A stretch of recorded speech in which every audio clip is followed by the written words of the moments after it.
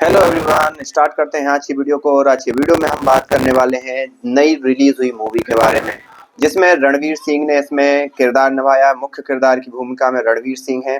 और अगर बात करें जो मुख्य विलेन है इस पर्टिकुलर मूवी के, तो वो है हमारे साथ अक्षय खन्ना साहब। और ये एक प्रकार से पाकिस्तान की पृष्ठभूमि पर बनी हुई मूवी है।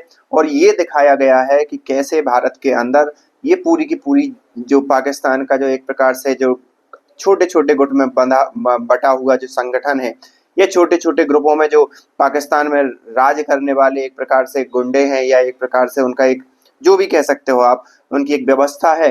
वो कैसे प्लानिंग करते हैं, कैसे आईएसआई उनका एक प्रकार से मदद लेती है, और फिर भारत के अंदर वो इस प्रकार की आतंकवादी घटनाओं को एक प्रकार से एग्जीक्यूट करते हैं। और जिसमें जितनी भी मतलब 1999 से लेके जो भी घटनाएं हुई, उन सभी घटनाओं को बारीकी से इसमें दिखाया गया है। वो कैसे एक एक करके राजनीतिक महत्व क्या था उसमें, राजनीतिक हमारी राजनीति का कितना इन्वॉल्वमेंट था उस घटनाओं में, वहाँ की राजनीति का कितना इन्वॉल्वमेंट था, और हमारे जो एक प्रकार से एजेंट थे, या हमारे जो एक प्रकार से सूत्र थे, या हमारा इंटेलिजेंट था, उसने कहाँ किस हद तक उसमें कामयाबी हासिल की, और किस हद तक उसमें एक प्रकार से फेल भी हुए वो। और जिसी का परिणाम हमें देखने को मिला कि 26/11 का जो हमें घटना हुई, वो हमें भी देखने को मिली, 26/11 जिसे बोलते हैं।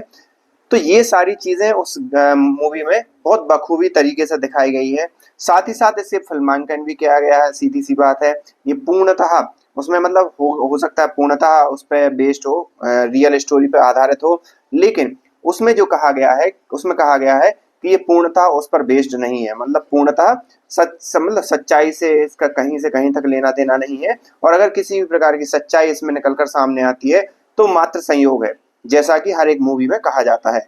लेकिन वहां पर ये मूवी उस सच्चाई के करीब इसलिए भी लग जाती है हमारे लिए कि वह उस मूवी के अंदर जो ओरिजिनल रिकॉर्डिंग थी अजमल कसाब की, और जो पाकिस्तानी हैंडलर थी उसकी, इन दोनों की रिकॉर्डिंग निकल कर सामने आती है। और उस रिकॉर्डिंग में मतलब जो भी वो कह रहा है हैंडलर कि भाई जितने भी लोग हैं उनको मारो, या आप यहाँ छुप जाओ वहां छुप जाओ, बेसिकली वो हैंडलर वहां पे बैठा बैठा जो हिंदुस्तान की मीडिया है उससे वहां पर इंस्ट्रक्शन ले रहा था, और उसके जो फुटेज है उसको एक प्रकार से ऑब्जर्व कर रहा था, और उसी हिसाब से इंस्ट्रक्शन दे रहा था उन उसके जो यहाँ पर आतंकवादी हमला कर रहे थे।